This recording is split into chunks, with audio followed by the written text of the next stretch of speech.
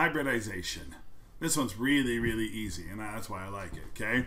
Because hopefully this will be really, really easy for you. Okay, hybridization, or if they ask you what's the hybrid orbitals involved in this, hybridization, there's two reasons that we need hybridization.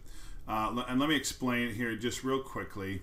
For example, carbon is 1s2, 2s2, 2p2. If we draw the orbital diagram of carbon, 1s2, 2s2, 2p2. Okay, you can see that based on the ground state orbital diagram there of carbon, that carbon theoretically only has 2 unpaired electrons. Yet we know two things. We know that number one, carbon almost always forms 4 bonds, and when it forms those 4 bonds, all 4 of those bonds are equal in length. So what hybridization does is it produces more non-bonded electrons. Basically, it makes more of these that are unpaired to be able to make bonds with, and it makes it so that the bonds are all the same energy. Okay, so what happens in the case of carbon is one of these electrons from that 2s subshell gets promoted, and by promoted I mean gets moved up to this 2p subshell. And see what that does is that does solve the first problem. The first problem is carbon only has 2 unpaired electrons. Well, guess what? Now it has 4, and that really helps us understand how carbon forms 4 bonds. Okay, the second problem hasn't been solved yet because now the bonds with these 3 electrons in them would have a different energy, would be higher in energy than the bond with that 1 electron in there. So what happens now, once you promote an electron, then what we're going to do is we're going to take this 1s orbital and these 3p orbitals, and we're going to hybridize them, which means we're going to put them together and make them into one. Okay, which means we're going to take that 1s orbital and those 3p orbitals, and we're going to make them all the same. And because we're combining 1s and 3p orbitals, this is called an sp3 hybrid orbital. Okay, now hybridization, and that's the reason behind hybridization. And hybridization is really, really easy. There's only 3 different hybrid orbitals, and I'm going to skip a lot of here's the explaining behind it. If you want to read this, great, but this is I want to get to the part that you really need to know. Okay, there's 3 different types of hybridization. It can be sp, sp2, or sp3 hybridized. Okay, the way that you determine what the hybridization is of a specific atom, so that, you know, it could be a big atom and they can point to just one specific atom. The way that you determine the hybridization is, number one, you count the number. So to determine the hybridization, you count the number of non-bonding pairs on the atom in question, and you add that to the number of bonds that atom has formed. Okay, it's kind of like when we did formal charges. You count the bonds and you count the lone pairs. Okay, similar to this. In this case, again, a double or a triple bond that only counts as 1 bond. Okay, so let me show you a couple of examples of that. Let's go back to this example right here with water. Okay, and they say, what's the hybridization of that oxygen atom? Oxygen has 2 bonds, so 2 bonds, and it has 2 lone pairs for a total of 4. And then watch what I do. I have to add up to 4, so I go S, P, P, P. S and 3 P's, that's sp3. So that oxygen right there is sp3 hybridized.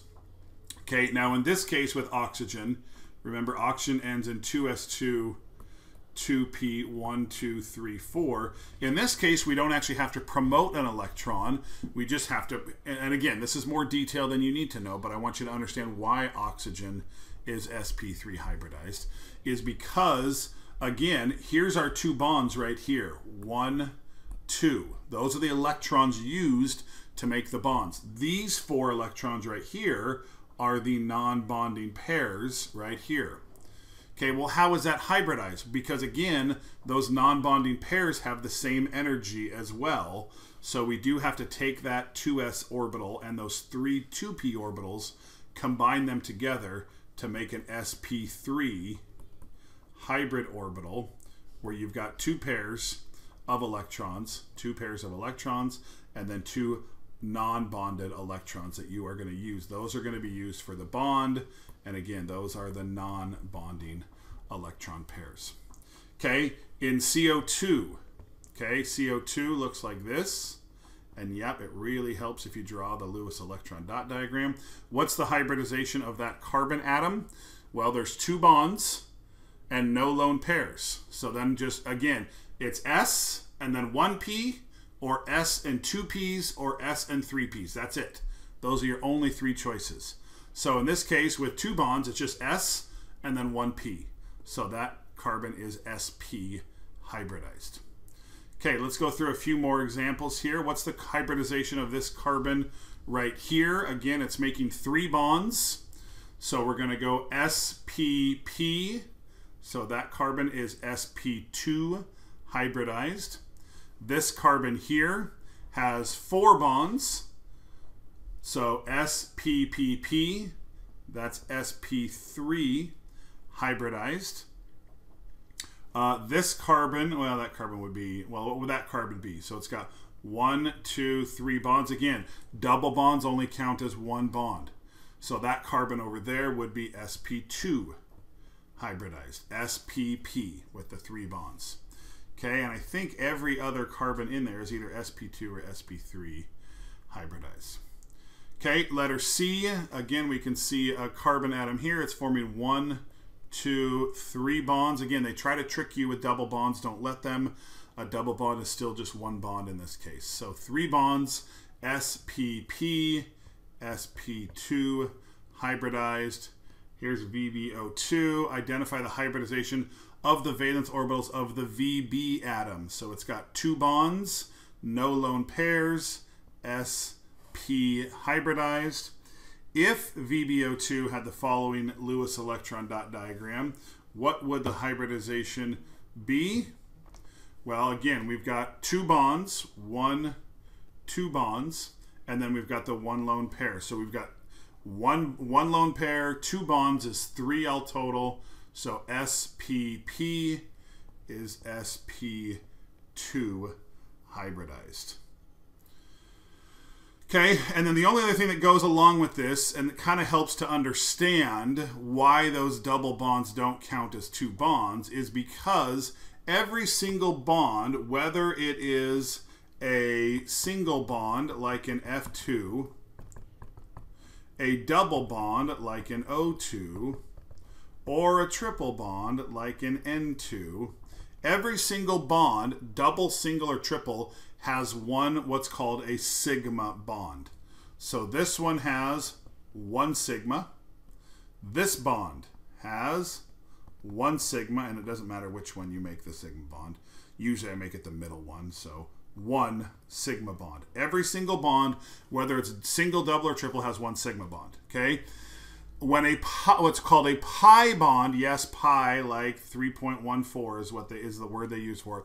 A pi bond is formed from, and this is why we don't count it in hybridization, from an unhybridized p subshell. Okay, and so like in this double bond right here, there's 1 sigma bond and there's 1 pi bond. Okay. And so when you're doing hybridization, this is a better way to think about it now that we know what those are. With hybridization, you count the sigma bonds and the lone pairs. You don't count the pi bonds. So like in this double bond right here, there's the 1 sigma, and then there's the 1 pi bond. And pi is easy, but drawing that one's always a little, so I usually always write sigma. Okay, in a triple bond, you've got, again, a pi bond here, and you've got a pi bond here. So in a single bond, no pi bonds. In a double bond, there's 1 sigma and 1 pi. And then in a triple bond, there's always 1 sigma bond, and then there are, in a triple bond, there are the 2 pi bonds. Okay, so in this question here, structure 1, how many sigma and how many pi bonds are in structure 1? Again, 1, 2, 3, 4. There are 4 sigma bonds. And that one right there, if I count the right side as the sigma bond, and again, it doesn't matter which one, that one is our pi bond. So there are 4 sigma and 1 pi bond. Okay, and then we're just going to draw a couple of examples here. O2, we already did that one. 2, 3, 4. Identify the number of sigma and pi bonds, so that's 1 sigma and 1 pi bond. Okay, in CO3 2 minus, again, I'm just going to go through these quickly. If you want to stop and draw it yourself and make sure you've got it drawn correctly, that's great. There are 1, 2, 3 sigma, and then right here is our 1 pi bond. And then in NO2 minus, you've got the nitrogen, you've got 18 electrons all total, so you're going to have a double bond on one side, you're going to have 2 dots on the N, and then you're going to have the 6 over there. So in this case, sorry, I don't like those dots over on the side there. 1, 2. Okay? So in this case, again, we've got 1, 2, so there's 2 sigma, and then right there, that's our 1 pi bond. Okay? And so again, with hybridization, you count the sigma bonds and the lone pairs. And that will determine whether it's sp, if there's 2 all total between lone pairs and bonds, sp2 or sp3 hybridization. And those are the only 3 types of hybridization that you need to know. There are more. There's some controversy behind the other ones. I don't really know. But there are some other ones that, but for AP, they said, you know what, forget about all those other ones. It's either SP, SP2, or SP3 in terms of hybridization.